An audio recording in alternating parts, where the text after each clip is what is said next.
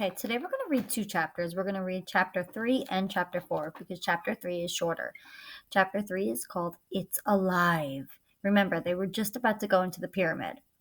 "Where did he go?" said Jack. He and Annie peeked through the hole in the wall. They saw a long hallway. Burning torches lit the walls. Dark shadows loomed. "Let's go in," said Annie. "Wait," said Jack. He pulled out the Egypt book and turned to the section of pyramids. He read the caption aloud. Pyramids were sometimes called houses of the dead. They were nearly all solid stone, except for the burial chambers deep inside. "Wow, let's go there, to the burial chambers," said Annie. "I bet a mummy's there."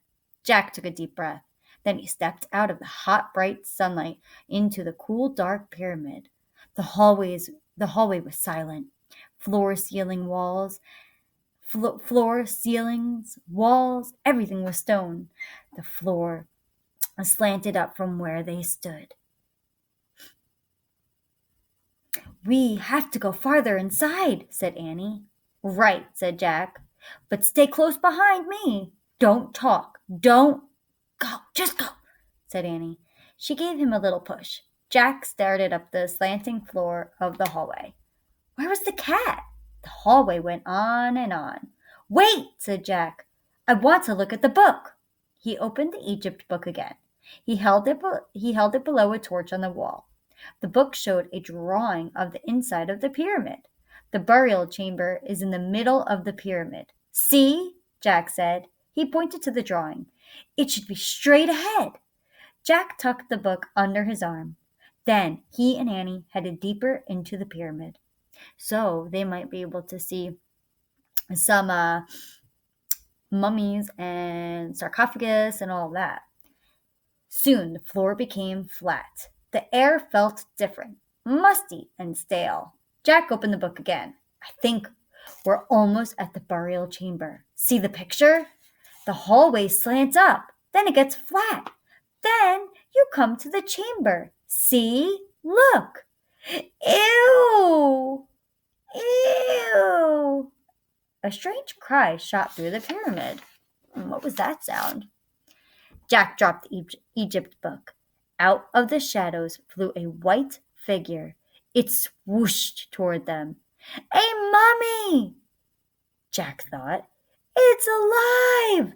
Annie shouted. See that right there? That's one of the things we're going to make today. Chapter 4. Back from the Dead. Jack pulled Annie down. The white figure moved swiftly past them. They disappeared into the shadows. "A mummy," said Annie. Back from the dead. Forget it," stammered Jack. "That's impossible." He picked up the Egypt book. "What's this?" said Annie. She lifted something from the floor. "Look, the mummy dropped this thing." See right there? They said that the mummy dropped that.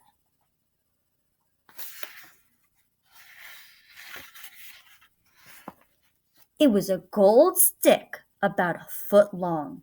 A dog's head was carved on one end. See the dog's head? Right there? "It looks like a scepter," said Jack. "What's that?" asked Annie. "It's a thing kings and queens carry." A scepter. "It means they have power over the people." "Come back, Mummy," Annie called. "We found your scepter. Come back. We want to help you." "Shh," said Jack. "Are you nuts?" Annie's always the one who wants to do things and make everything exciting. And Jack is always like, "Shh, no, wait, no. "That was no mummy," said Jack. "It was a person, a real person." "What kind of person would be inside a pyramid?" asked Annie. "I don't know," said Jack. "Maybe the book can help us." He flipped through the book. At last, he found a picture of a person in a pyramid. He read, "Tomb robbers often stole the treasure buried with mummies. False passages were sometimes built to stop the robbers." So they think that it was a real person who went into the sarcophagus and stole the things that were with the mummies. Jack closed the book. Not a mummy, he said. Just a tomb robber. Yikes! A tomb robber, said Annie. Yeah, a robber who steals stuff from tombs, said Jack. What if the robber comes back? Said Annie. We'd better leave. Right, said Jack. But first, I want to write something down. He put the Egypt book into his backpack. He pulled out his notebook and pencil. He started writing in his notebook. Tomb robber. Jack, said Annie. Just a second, said Jack. He kept writing.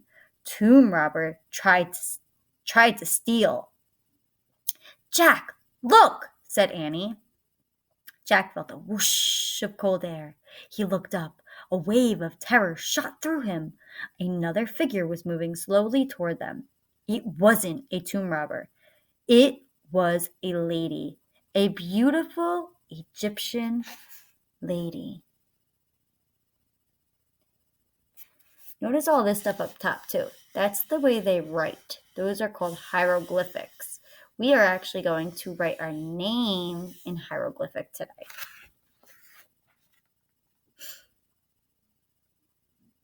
The lady wore flowers in her black hair. Her long white dress had many tiny pleats. Her gold jewelry glittered. Here, Jack, Annie whispered. Give her this. She handed him the gold scepter. The Egyptian lady stopped in front of them. Jack held out the scepter. His hand was trembling. He gasped. The scepter passed right through the lady's hand. She was made of air. He tried to give it to her, but she couldn't hold it. It went right through her. She was made of air. And that is the end of chapter 4. Oh my goodness. So today you guys are going to write. You are going to write what you think is going to happen next. What's going to happen to Jack and Annie? They just saw this lady. They tried to give it to her. She's out of air. She's not a real person. They saw a tomb robber. What are they going to bump into next? Okay.